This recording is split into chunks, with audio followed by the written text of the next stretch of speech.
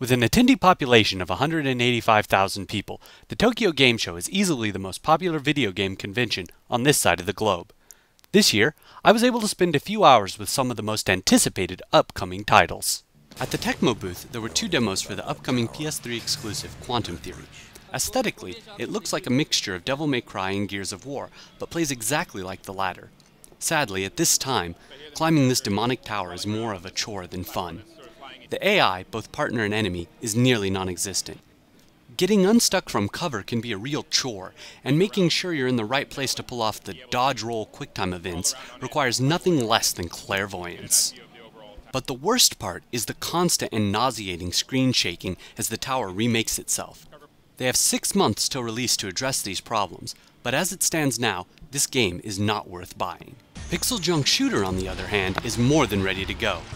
While it keeps the unique visual style of the other games in the series, this Pixel Junk title plays like an updated version of Asteroids. However, Shooter is not, as the title suggests, about killing anyone. Rather, it's a subterranean rescue mission where you must watch every shot lest you kill the very people you were there to save. Add some physics-filled lava and water puzzles, throw in some 2-player co-op, and Shooter looks to be the best bang for your buck of any downloadable title this year. The visually stunning cinematic crime thriller Heavy Rain can be summed up in one word: immersion. Everything is geared towards that end. The controls constantly remap themselves based on the surrounding environment, while the camera shows only the most dramatic angles. Moreover, the characters are mortal, and with no extra lives, there is an ever-present tension shared by both player and character. In an attempt to add to this immersion, the button commands and even the conversation choices become shaky and often illegible in stressful situations. Sadly, this has the opposite of the intended effect and draws the player out of the game rather than into it. That said, this looks to be one of the most unique games ever and is a must-buy for 2010. Metal Gear Solid Peace Walker looks amazing in both gameplay and comic-inspired cutscenes. It plays much like Resistance Retribution by using the square, X, O, and triangle buttons to aim in lieu of a second analog stick. The demo also showcases Peace Walker's co-op play, which is thankfully lag-free, but you don't have to take my word for it. Go over to IGN for a direct download and play for yourself. At the Square-Enix booth, there was a new Final Fantasy XIII demo that showed off the Optima change and summoning systems.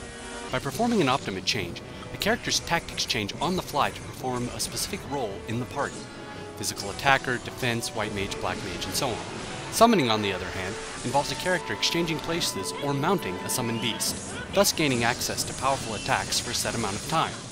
Together, these two systems make the game more complex and fun to play. Overall though, the rest of the Square Enix TGS lineup was the weakest in recent memory. Besides Final Fantasy XIII and Kingdom Hearts Birth by Sleep, both of which are due out in Japan within the next 4 months, only Front Mission and the 2 recently announced Nier games will be on the HD systems. Everything else at the booth was a disappointing DS title, cell phone game, or downloadable game. On top of that, there was no mention of Final Fantasy Versus 13, Final Fantasy Agito 13, or the Third Birthday. It looks to be a disappointing 2010 for Square Enix fans. In the end, this year's TGS was chock full of big-name titles with high production values. Rest assured, 2010 looks to be a good year for gaming.